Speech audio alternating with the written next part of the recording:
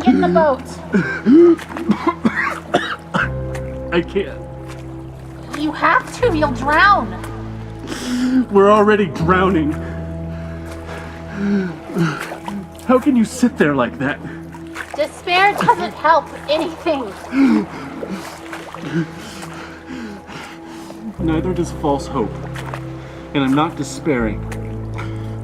How can you say false hope? You're drowning. Well, you're missing your oars. And you don't even know where you're going. And yet you're so sure you're gonna get there. It's better than drowning. Well, enjoy floating on the surface like you always do. There's nothing deep about drowning. Just get in the boat. You have to let me feel this. Someone has to. That's not fair. I love him as much as you do. I just really believe we're going to be okay.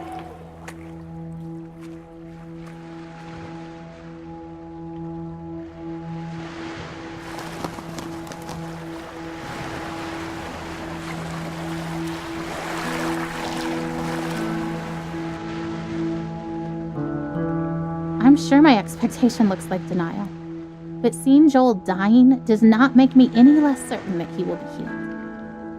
In some ways, I feel more certain, not because the same doubts don't come to me, but because I know that they will not be entertained much longer, because this chapter is almost finished, and we will have an ending one way or the other.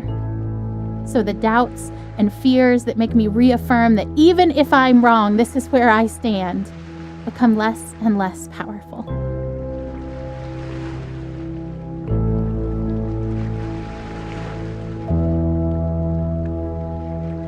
People's conciliatory words of comfort meant to reassure us and help us accept Joel's death don't sit well with me.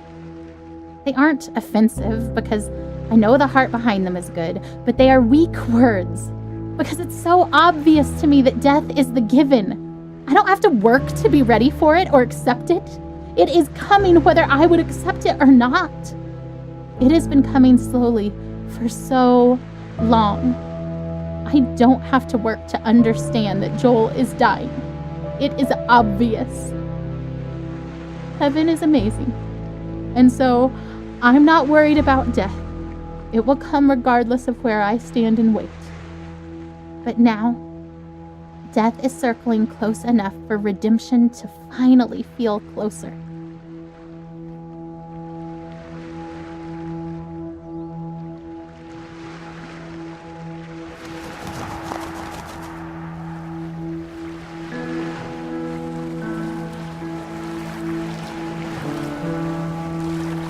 This is the part of the story where a daring rescue can thwart Death's intentions just in time, perhaps when it looks like it's already too late. I want to watch for that. I don't need to focus my eyes on Death, studying it in its slow progression. Its course is already clear. But there is a glory that is coming, and its journey to us is wild and quick and frightening, and I want to be watching for that glory. I want to stand trembling in awe before God and His power. Not sure that this thing that we've asked for is something we can quite manage, but trying anyway. Death is the given. But the life that is possible now for Joel, the miracle that could come now that death is so close, is something worth pursuing, worth risking everything to see with my own eyes.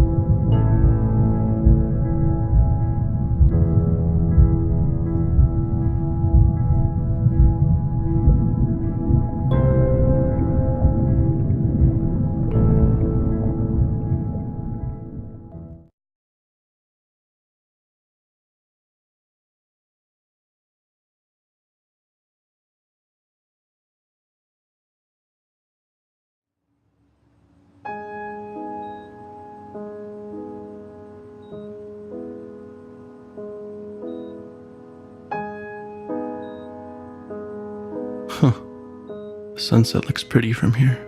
The orange glow cast on the wall. Better than the muted colors of this hospital. I wonder why they choose blues and greens. They, the ones who choose the colors that heal. Green for life. Blue. For comfort. Purple stripes to hide the stains. This chair is too small and sticks to my skin. I hate vinyl.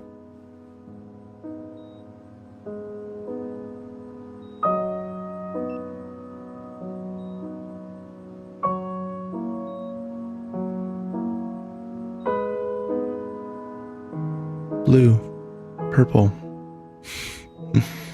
The ocean, maybe? No, under the ocean. Silent, warm, and salty, like tears. He won't stop crying. I don't blame him. He feels miserable. I hate that we're here. I hate that he's sick. I just want him to feel better. Shh, shh, shh, shh, shh, shh. It's okay, Jolie. Shh.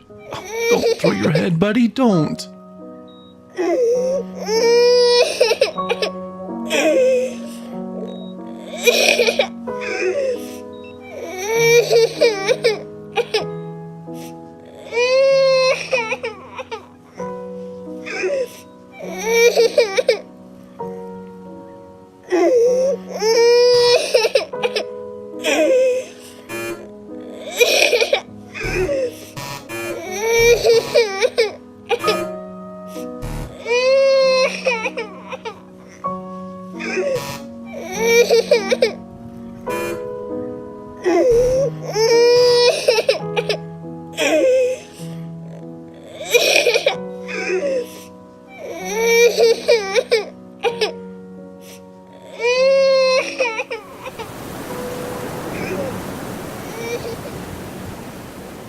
I hate this room. I didn't used to. For a moment it was an adventure. I was cast as the compassionate and caring father, holed up with his fragile son in a small cleft in the rocks. The storm raging, waves ripping at the sharp black rocks below, and enveloped in my arms, he feels safe, and I am holding him firmly, trying not to slip. Because if you hold tight enough, nothing will take him. Right?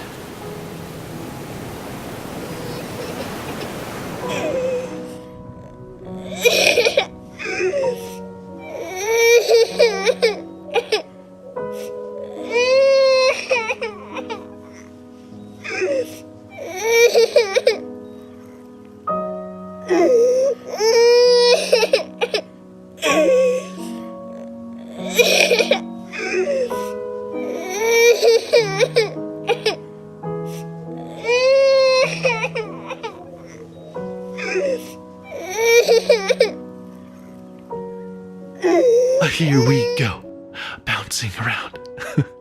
Do you like that? Oh, I love your giggle. Bounce around. Is that funny? A bounce, a bounce, a bounce, bounce, bounce. Oh, he won't stop crying.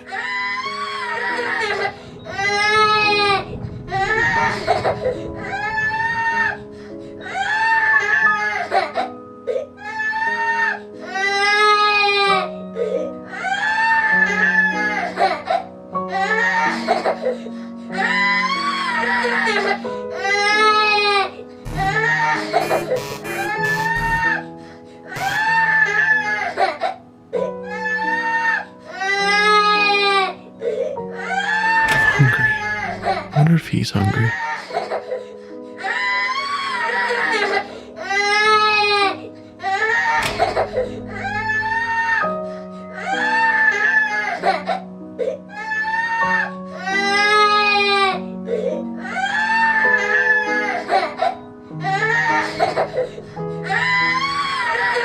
He's screaming louder. Buddy, don't you want juice? He hits the box. I don't catch it.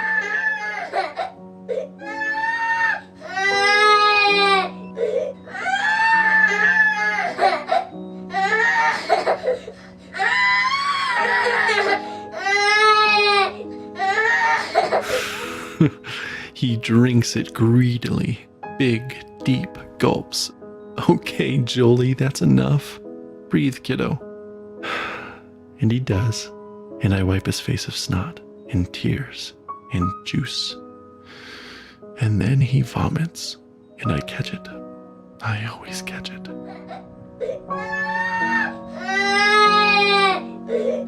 I know you're thirsty, buddy, but you'll throw it up. No, don't grab too hard. You'll squirt all the juice out. Here, let me have it.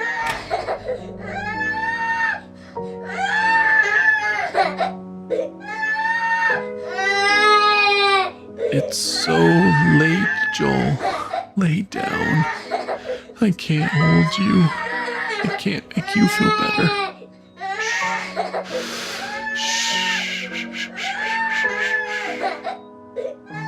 Okay, buddy, okay, I'll hold you.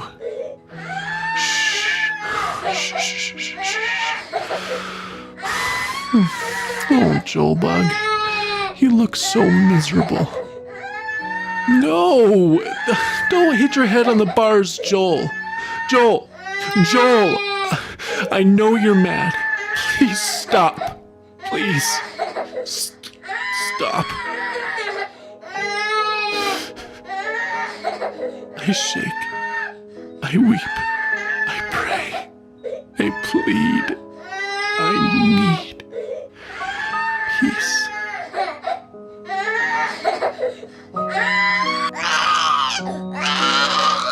I am empty.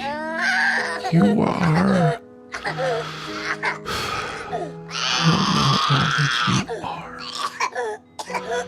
You are there. I want you here. I want you to call my son. I cannot. And you've brought us this far. He's still here. Not dead. Not there. With you. Oh God, I want him here with me. Please.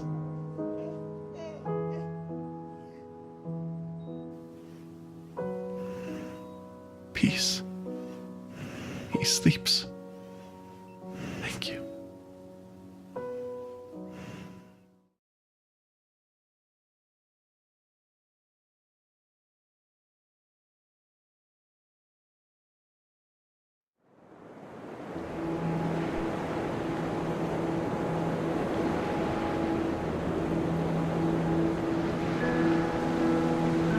There's a story in the Bible where Jesus and his disciples are on a boat, and a furious storm hits the sea, and everyone thinks they're gonna die. And where do you think Jesus is? Rowing alongside them? No. He's asleep in the back of the boat. So his disciples are freaking out and wake him up, and they say, "Don't you care if we drown?"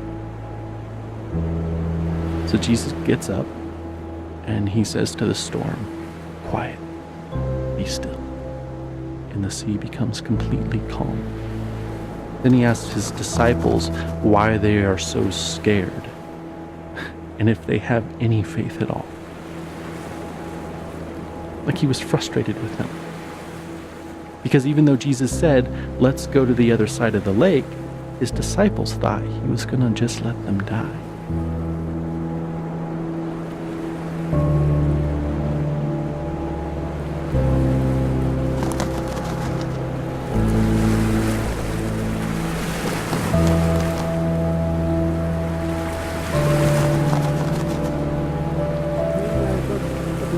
Oh, we're in Nevada. We're in Nevada. We're in Nevada. We're in California.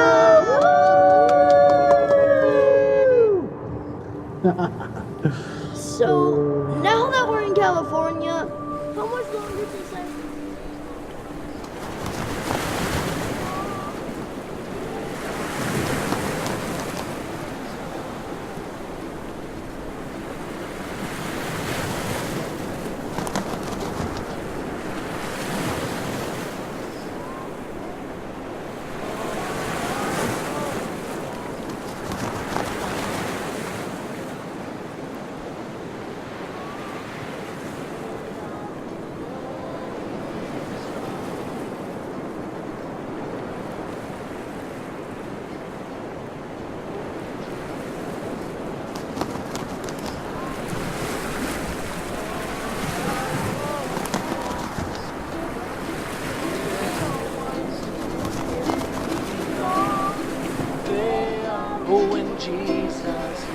say Joel died.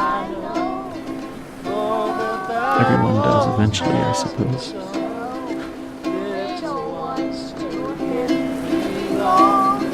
They are weak, but he is strong. Yes, Jesus loves joy. Yes, Jesus loves joy. Yes, Jesus loves joy. La la la la la. He loves joy so much. Oh, he loves joy. The Bible tells me so.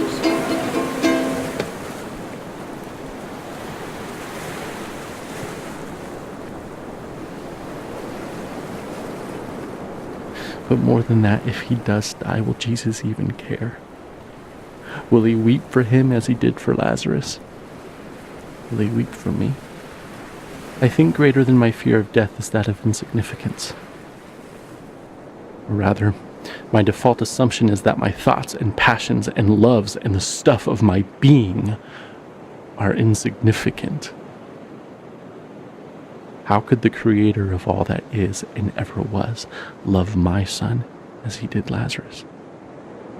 And could my soul stranded on this blue raft awash in a sea of stars, ice, and dust matter enough to him to turn his hand in mercy?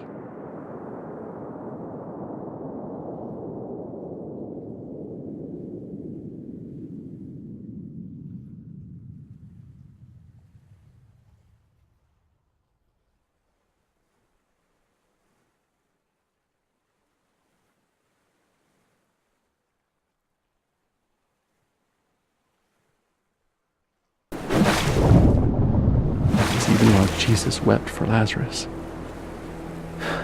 5 minutes later, he raised Lazarus from the dead.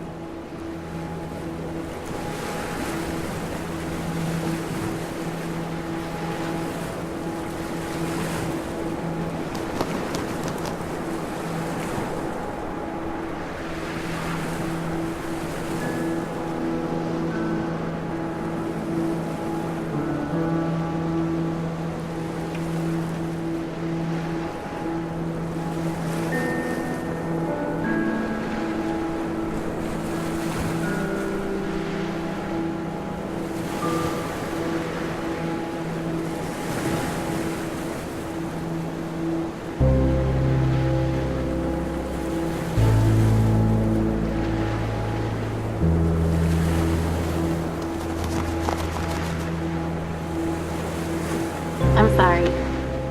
I should have known we'd both end up in the same place. We always do. It just scares me every time. I just really believe he'll be healed.